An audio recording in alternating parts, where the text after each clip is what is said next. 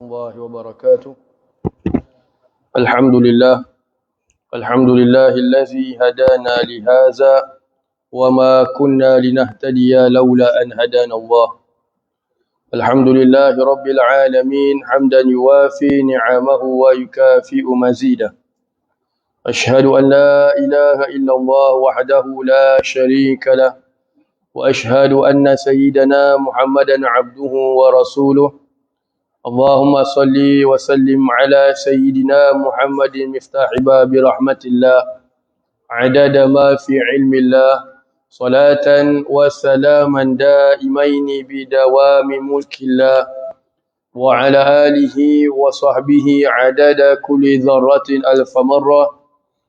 اللهم صل وسلم على نور الأنوار وسر الأسرار وترياق الأغيار ومفتاح باب اليسار سيدنا ومولانا محمد المختار، وآله الأطهار وأصحابه الأخيار عدد نعم الله وإفضاله.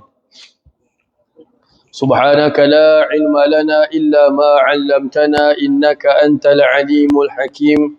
رب اشرح لي صدري ويسر لي أمري واحلل عقدة من لساني يفقه قولي. أستغفر الله العظيم الذي لا إله إلا هو الحي القيوم وأتوب إليه. أما بعد.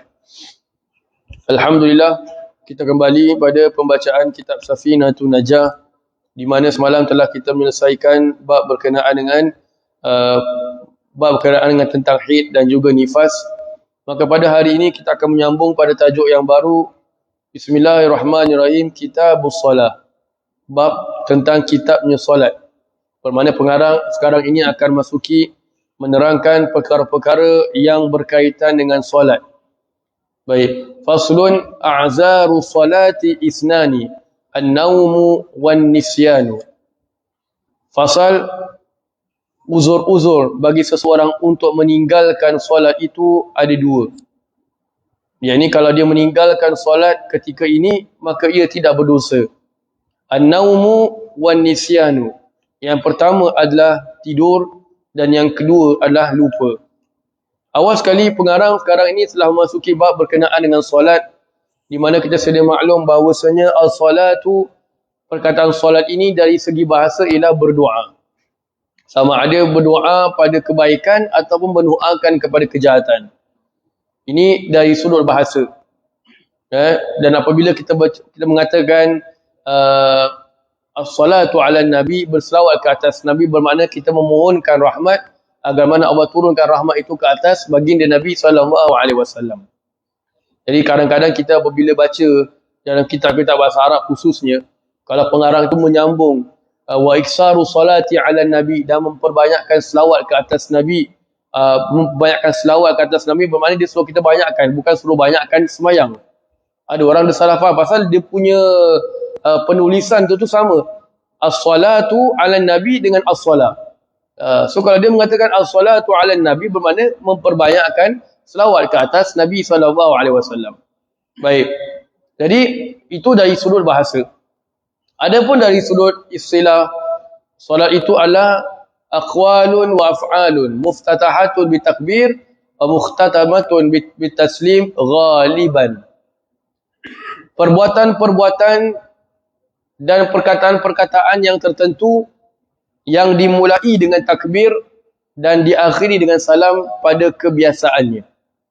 Pada kebiasaan ni dia memainkan peranan yang penting. Awal sekali kalau kita melihat pada ta'arifnya, dia mengatakan aqwalun wa af'alun, bermakna perkataan-perkataan yang tertentu dan perbuatan-perbuatan yang tertentu. Bukan semua perkataan, bukan semua perbuatan. Muftatahatun bitakbir, ia dimulai dengan pembacaan takbir. Jadi melafazkan takbir di dalam solat hukumnya adalah wajib. Wajibnya apa? Kita kena lafazkan, bukan kena baca dalam hati. Kalau kita baca takbir atau ihram, kita baca dalam hati, maka sembahyang kita tak sah. Pasal takbir atau ihram itu hukumnya adalah wajib. Wajib dia rukun qauli. Rukun qauli bermakna kita kena lafazkan. Kita kena literally sebut Allahu Akbar. Tak boleh just diri. Tak sah. Pasal dia mesti sebut. Minimum orang kat sebelah kita boleh dengar. So dia mesti, tak kisahlah gaya apa bahasa, gaya macam mana suara yang nak disebutkan, as long as dia mesti lafazkan at-talaffuz bil lisan dengan lidah dia, maka barulah sah dia punya takbiratul ihram tersebut. Kemudian dia mengatakan wa mukhtatamatun bitaslim, dan semayang itu diakhiri, ditutupi dengan memberi salam. Salam yang mana? Salam yang pertama. Pun sama juga, memberi salam hukumnya adalah wajib dengan menggunakan lafaz, yakni mesti menggunakan lidah. Assalamualaikum warahmatullahi. Jadi mesti sebut. Dia tak boleh just habis fil alamina innaka hamidum majid, toleh kanan, toleh kiri habis. Bukan main-main set, usuk-usuk, tu bukan. Itu bukan cara Ahlussunnah wal Jamaah. Subhanallah. Jadi ujung sekali pengertian solat ini, dia mengatakan ghaliban, pada kebiasaannya. Kerana ada orang yang sembahyang tapi dia tak boleh berkata-kata. Contoh orang yang bisu. Ada orang pula dia boleh berkata-kata tapi tak boleh bergerak, seperti orang yang digari, orang yang diikat. Ada orang pula tak boleh berkata-kata, tak boleh bergerak, seperti orang yang bisu yang diikat. Ataupun orang yang bisu dan dia pada masa yang sama dia lumpuh, na'udzubillah. Sebab tu pengertian solat itu dia mengatakan ghaliban, pada kebiasaannya. Baik. Kembali apa yang dikatakan oleh pengarang di sini adalah uzur-uzur orang yang meninggalkan solat, yang boleh orang itu meninggalkan solat. Yang ni kalau dia semayang, kalau dia tinggalkan semayang kerana uzur ini, maka dia tak berdosa besar. Ataupun kalau dia melambatkan solat, maka tidak berdosa besar. Apa dia? Yang pertama adalah tidur. Bila dia mengatakan tidur, maknanya tidur sebelum masuknya waktu. Ini benda yang nak kena take note. Jadi kalau lepas zuhur ni, contohlah 12.55 dah zuhur, pukul 1 dia kata nak take power nap. Tiba-tiba sadar pukul berapa? Pukul 5 petang. Habis zuhur. Maka tu bukan namanya uzur dia, uzur meninggalkan solat kerana tidur. Tak.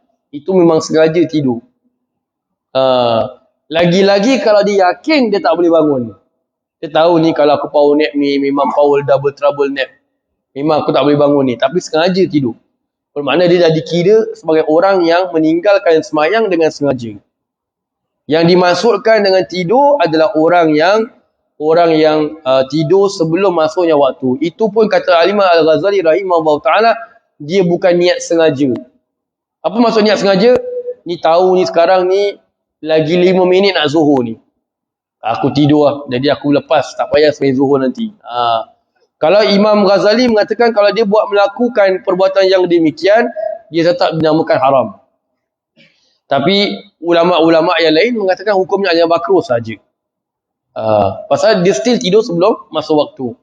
Whatever the reason, itu perkara nombor 2. Tapi Imam Al-Ghazali rahimahullah ta'ala mengatakan tidak. Dia memang sudah ada niat nak meninggalkan perbuatan yang Allah wajibkan. Jadi dia kena juga dosa besar.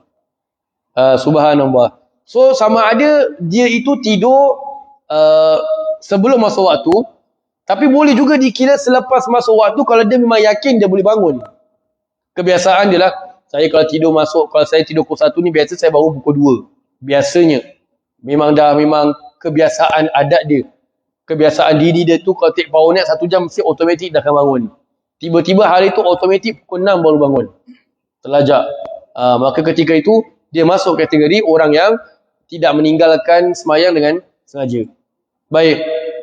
Kemudian bersalahan kalau orang memang, ataupun orang memang kepenatan sangat, ataupun memang dia tahu dia akan tidur yang waktu yang lama, ataupun memang masa sudah suntuk. Subhanallah. Maka itu dinamakan sebagai orang yang sengaja tidur dengan sengaja meninggalkan semayang dengan sebab ketiduran. Baik. Kemudian ada orang dia berkenaan dengan bab tidur ni, kita sebenarnya dah menjelaskan sedikit apabila kita menjelaskan berkenaan dengan perkara-perkara yang membatalkan wuduk, hilangnya akal. Di antara keadaan orang yang hilangnya akal adalah orang yang tidur. Jadi dalam tidur ni dia ada dua, ada orang mengantuk, ada orang dia tidur. So macam mana nak bezakan orang tu tidur ke orang tu ngantuk? Orang yang ngantuk dia dengar orang berbual tapi dia tak faham. Macam saya tengah berbual ni tapi tak ada orang pun faham, tu nampak dia tengah ngantuk lah tu.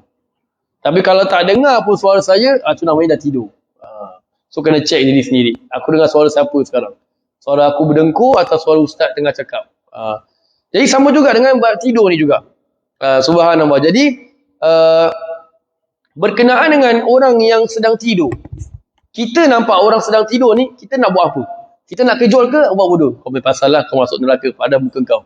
Ke kita kena jawab, kena kejut je juga. Contohlah kita sebagai suami bangun semayang subuh, isteri tengah tidur.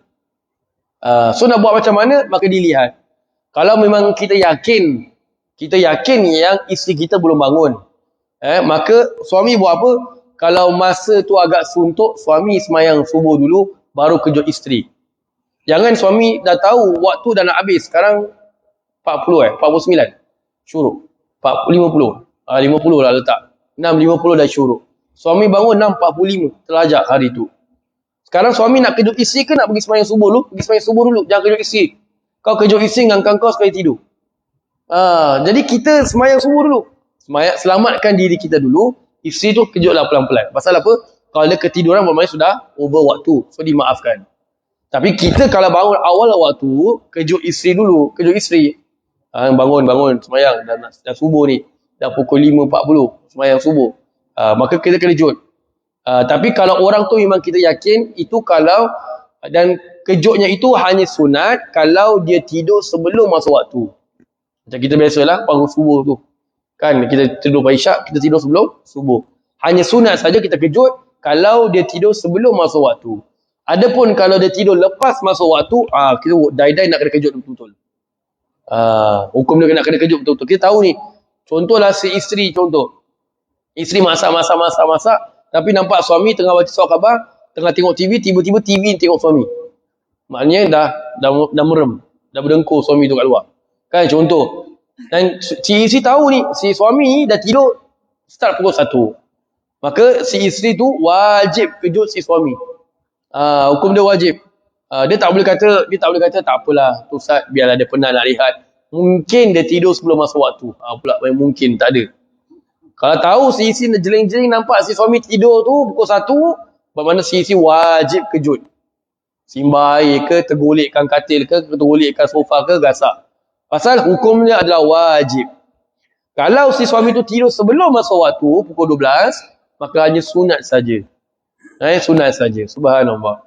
Baik, wallahu a'lam bishawab. InsyaAllah kita akan sambung lagi tentang uzur yang kedua bagi seseorang yang boleh untuk meninggalkan solat, insyaAllah. Pada minggu hadapan, insyaAllah. Besok kita akan kelas. Baik, baca surah Al-Asr dan tasbih kafaratul majlis.